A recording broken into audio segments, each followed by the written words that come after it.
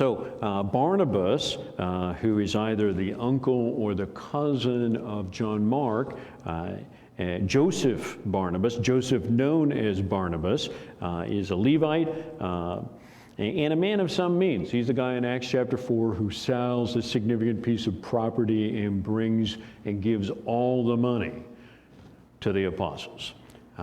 So it seems like, first of all, he was a man that owned some significant property, and secondly, he could sell a big piece of property and have something left to live on.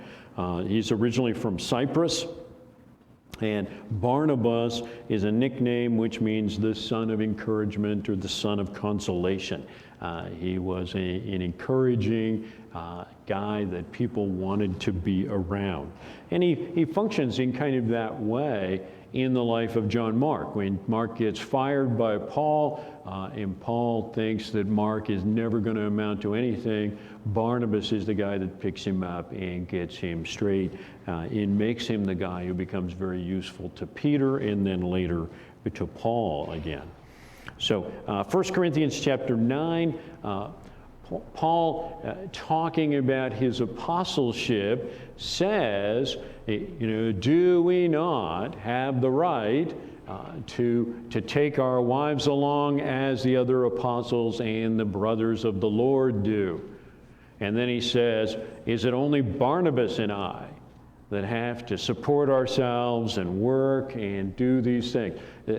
That he doesn't actually draw the line that Barnabas and I are the two unmarried guys, but he puts the married guys in a separate category from him and Barnabas, and says that he and Barnabas have established this standard that wherever they go, they work.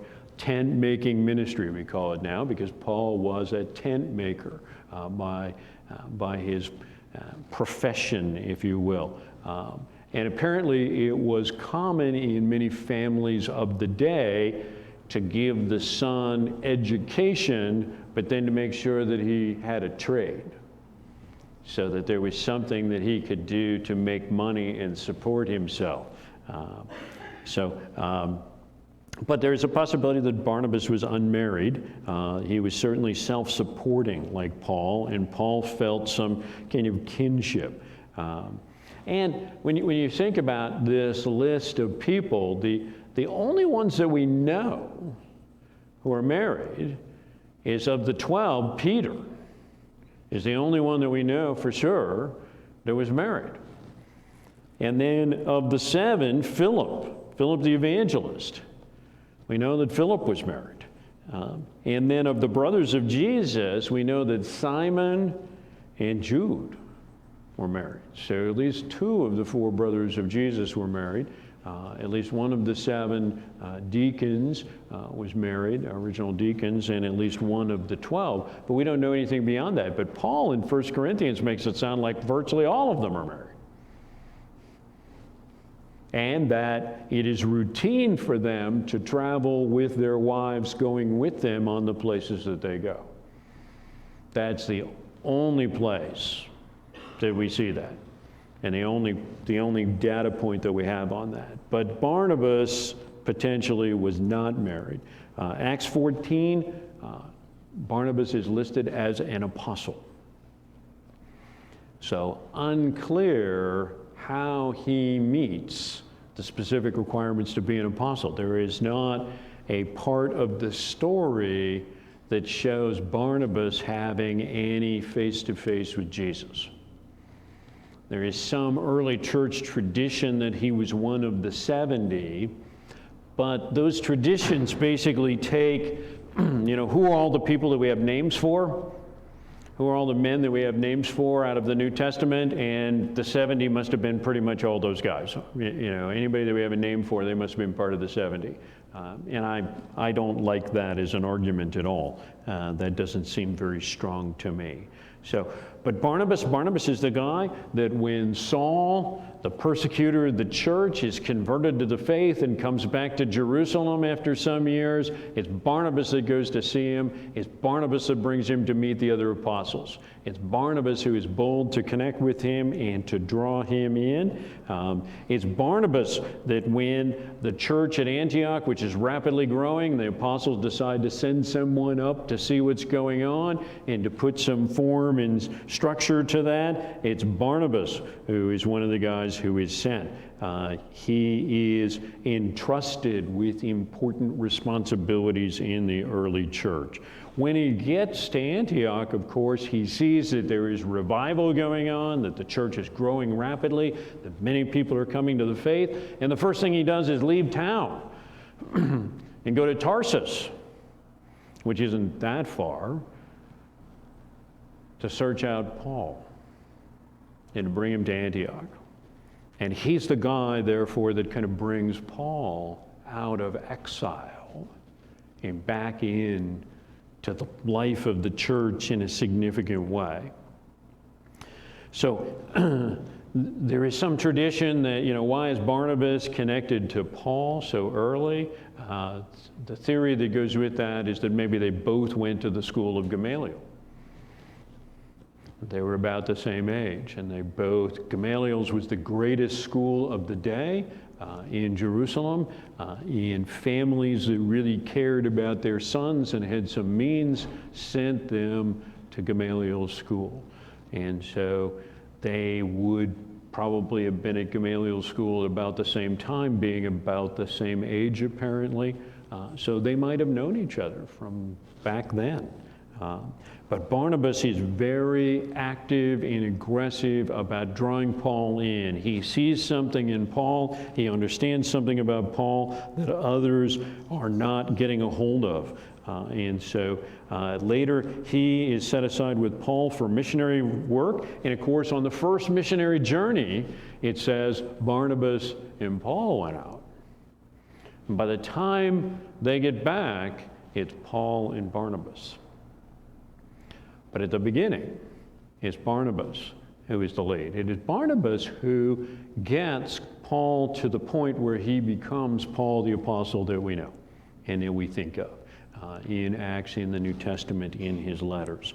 Barnabas' fingerprints are all over getting Paul to that point. He's the guy that pulls Paul out of sort of exile in Tarsus and gets him out both into the church in Antioch, eventually engaging with the other apostles, and then on the road, where Paul becomes this huge factor in the first century church.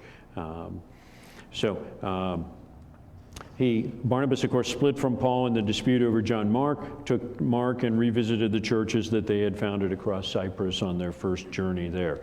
Barnabas is at the Council of Jerusalem in AD 50. It is believed that after that he spent most of the rest of his life in Cyprus and died there perhaps around AD 58, fairly early, but the dates are in dispute. He was probably stoned to death at Salamis. There is some strong consensus that he died at Salamis. The specifics are a little foggy, but Salamis is a city in Cyprus. There is a first century tomb in a very early church that is ruins underneath a much later church in Salamis that is associated with Barnabas. That tomb is empty. So there is a tradition that says his head was taken to Milan and then to Toulouse in France, where it might still be held. But that's a little sketchy. Tertullian, writing a couple of centuries later, believed that Barnabas was the author of the Epistle to the Hebrews. There's not a lot of other support for that. But I have spent 20 years hoping that that was true because I like Barnabas. And so I like the idea that maybe he was the author of the Epistle to the Hebrews. But the support for that is not particularly strong. Barnabas is credited as the founder of the Cypriot Orthodox Church. Top right, Barnabas by a painter called Juan Martín Caballero, done in the sometime in the 1660s probably, in Spain. Once again, he was holding a book which is bound in a 1600s kind of a way, and would not have been what things looked like that he would have carried around in the first century. But he does portray Barnabas as a man who is focused on the Word of God, a man focused on particularly the Old Testament, which of course is the key to the letter to the Hebrews. The other larger painting there is the Saints Paul and Barnabas at Lystra, by a guy named Bartholomeus Breenberg, done in 1637. It's now in the Art Museum at Princeton University. And so at the right here, you've got the priests of the temple of Zeus and the oxes that they've come to use to make sacrifice to Paul and Barnabas, who they decided are the incarnation of Hermes and Zeus. And here on the left at the entrance to the city there, Barnabas is standing there ripping his clothes, rending his garments, saying, stop this foolishness. This is blasphemy. And Paul is on his knees, throwing his hands up in horror at these people. So that's from their first missionary journey.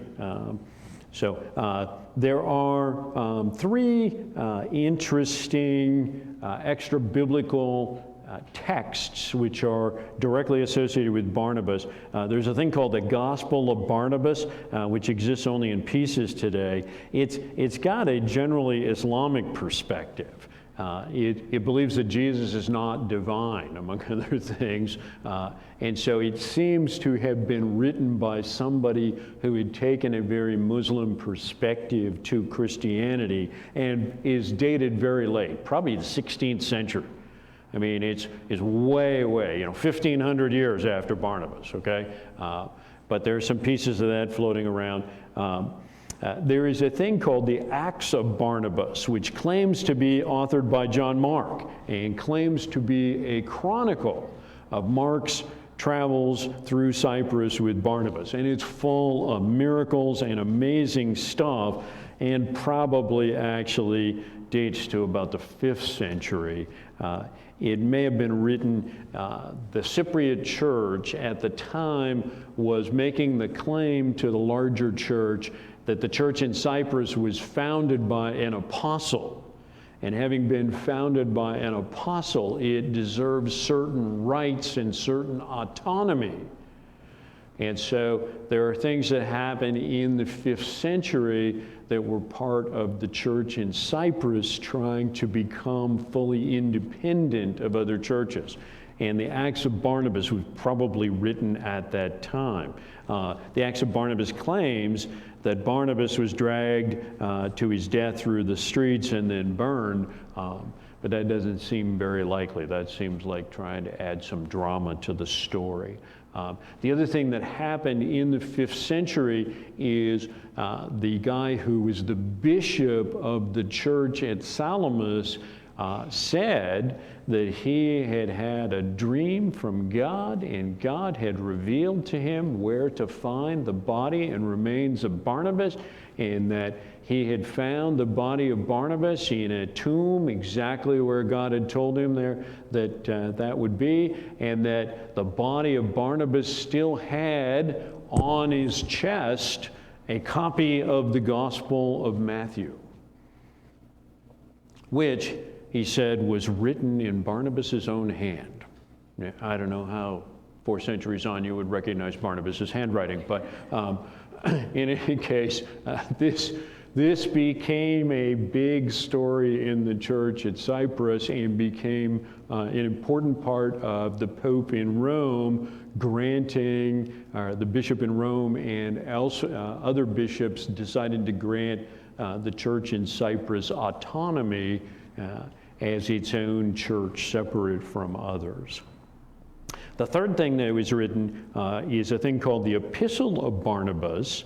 Clement of Alexandria and Origen, both writing in the early 3rd century, refer to the Epistle of Barnabas and quote from it.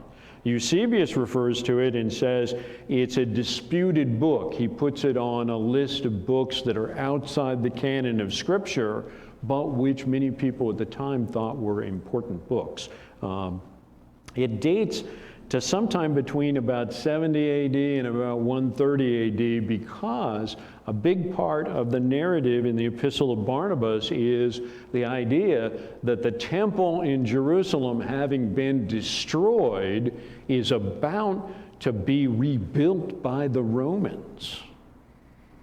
And of course, you really don't write that until after 70, when the Romans have destroyed it, and you don't write it after about 130, because in 132 AD, the Romans came back to Jerusalem and laid waste to the city and expelled all the Jews after the Bar Kokhba revolt. So after 130 AD, the idea that the Romans were going to rebuild the Jewish temple in Jerusalem was laughable. There was no way that anyone would have come up with that idea and thought that that was a serious possibility. So the Epistle of Barnabas doesn't directly quote from the New Testament, but appears to reference a lot of oral tradition that comes out of the 1st century. It seems like maybe it was written by somebody who hadn't read any of the 4 Gospels that we have, but knew the stories. And that's one of the reasons why it seems like it comes from very early. It quotes the Old Testament a lot. Many, many Old Testament quotes which are accurate. It's associated with the city of Alexandria because of its style and the provenance of the early copies of it. It's 21 chapters long. 17 chapters of exposition of the Old Testament in light of the life and sacrifice of Christ, and then 4 chapters of moral instruction for new church members. Its Old Testament exposition is not particularly strong, and it has a really serious focus on numerology. Whoever wrote the Epistle of Barnabas thought that numbers represented something always, that any specific number was also a representation of something else. So, but that is a very interesting 1st or early 2nd century document, probably not associated with Barnabas at all, but nonetheless a thing that's been floating around for most of 2 millennia. So those are some things about Barnabas, who's one of my favorite characters in all of the Bible. So the most famous couple in New Testament history is Aquila and Priscilla. And of course, they are listed 6 times in the New Testament. They are never not listed together. And 4 of the 6 times, it's not Aquila and Priscilla, it's Priscilla and Aquila, which is super interesting from a cultural perspective. It's very unusual in the 1st century to say Aquila and Priscilla. In the 1st century, you would say Aquila and his wife. That's the way you would talk. And so to say Aquila and Priscilla and basically put her on a level with him is very culturally unusual. And at 4 of the 6 times in the New Testament that they're listed, that's swapped, and it's Priscilla and Aquila, that's positively countercultural. In the 1st century, that would have stood out very sharply. People would have been, that is amazing that you would say that you would believe that to be true. Aquila, a Jew from Pontus, originally up on the Black Sea.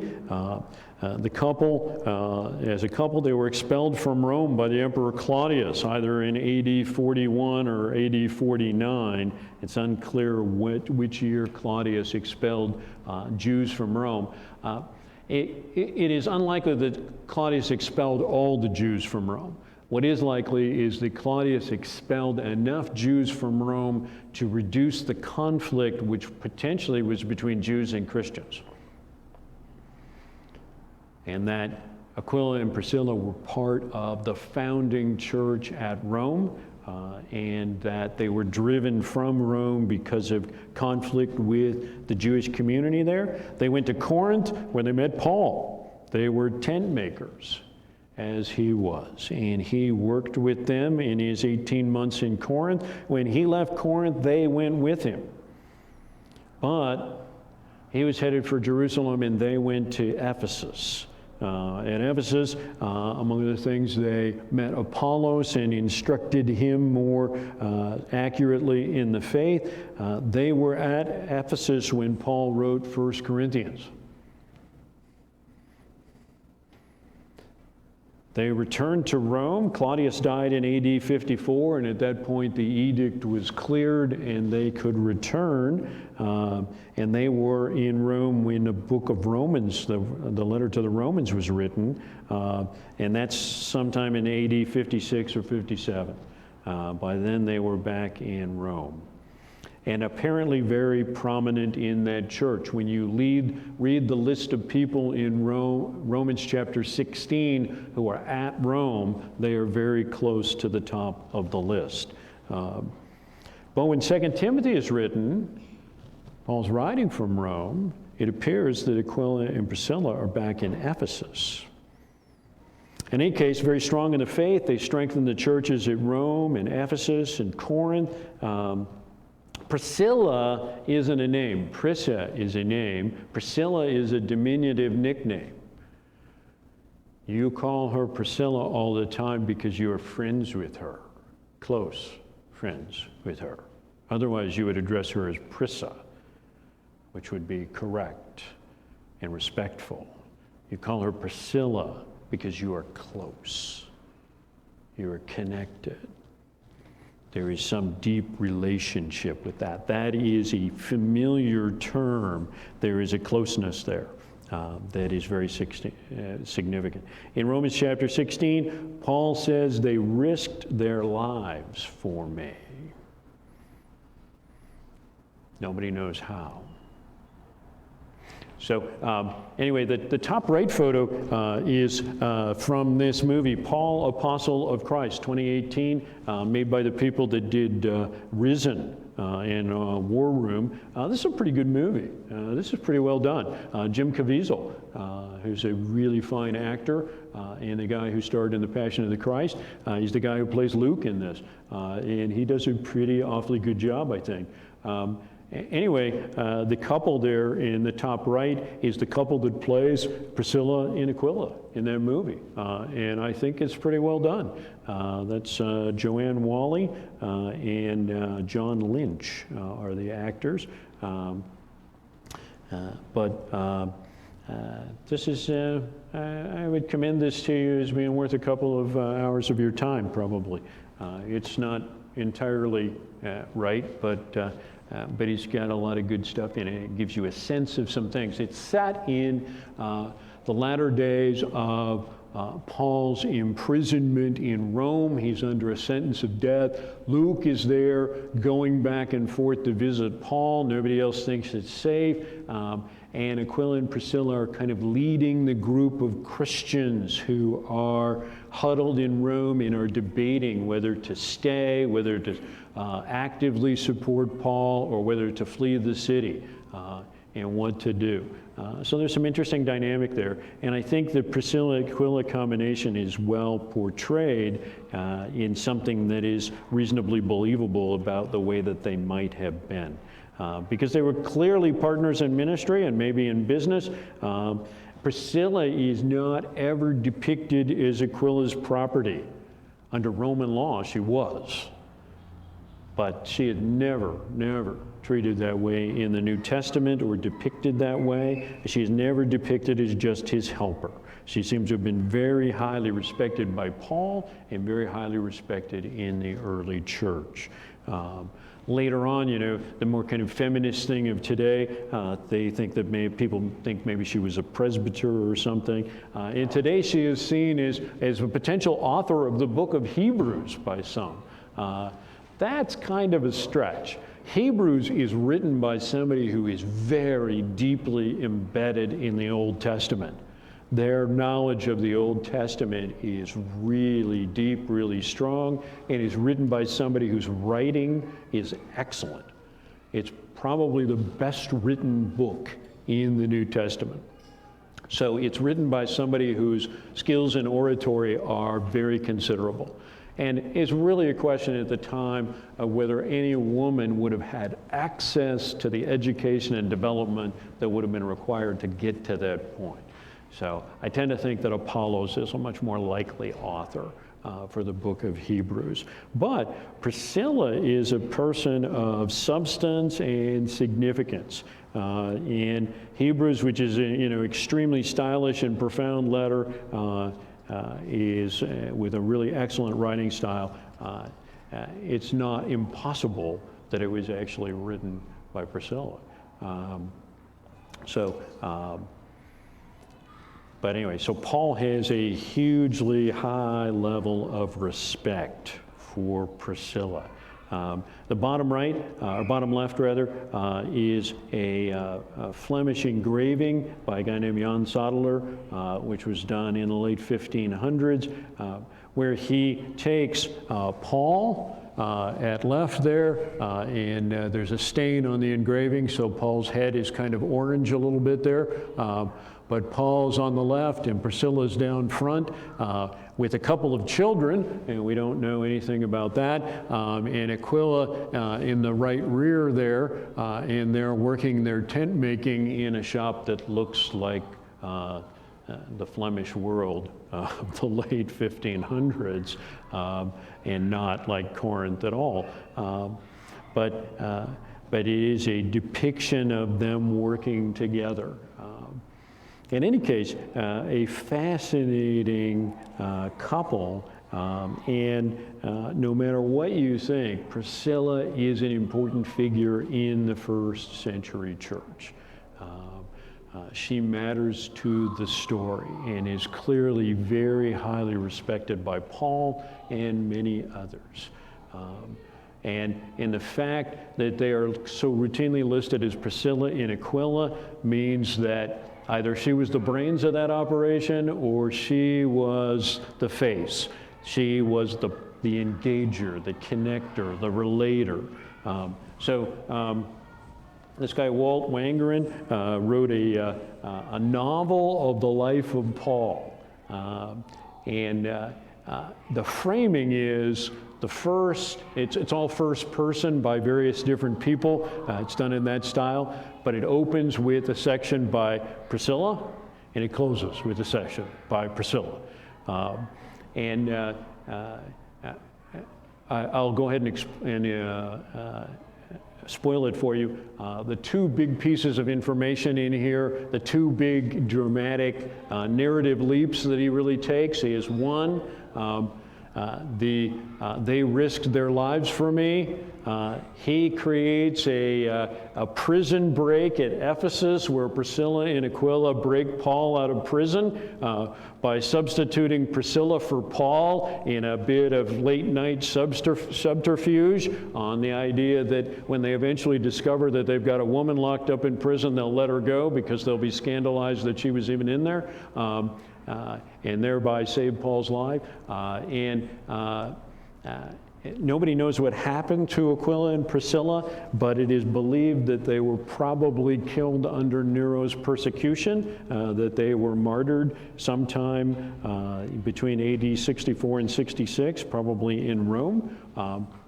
And Wangerin, in his story, has Aquila, who he casts as being somewhat older than Priscilla, having been almost blinded by his work and his focus on detail, etc., dying in the Great Fire, trampled by a crowd, and then Priscilla eventually arrested and taken for execution with a group of Christians. So. Anyway, he makes them even more dramatic, but we don't know whether any of that's true. But it's a pretty good read if you're looking for something that will just get you into a sense of kind of the time and space and take some dramatic leaps that may or may not be suggested, may or may not be supported by stuff. There is some minor tradition from early on that Aquila and Priscilla left Rome with Luke and went to Boeotia, and were part of ministry there with him. And there is also some early tradition that says Aquila was appointed a bishop and sent someplace in Asia Minor, but nobody knows where. So more likely that they died at Rome. But significant figures in the early church. So that gets us through gospel writers and some other people, and next time I'm going to try to close out some New Testament personalities, and then we'll move on. Yeah, you got chickens or something, which are more Flemish hens or something. So that's the Flemish engraver that's given those to you there in that depiction. Those aren't first century birds from either Rome or Palestine. Those are 15th century birds from what is now Belgium. Anyway, the engraving shows as much about the Flemish world of the time of the engraver as it does about anything about Paul and Aquila and Priscilla. But it was the one thing that I could find that I thought was interesting about, trying to show the three of them working together. So.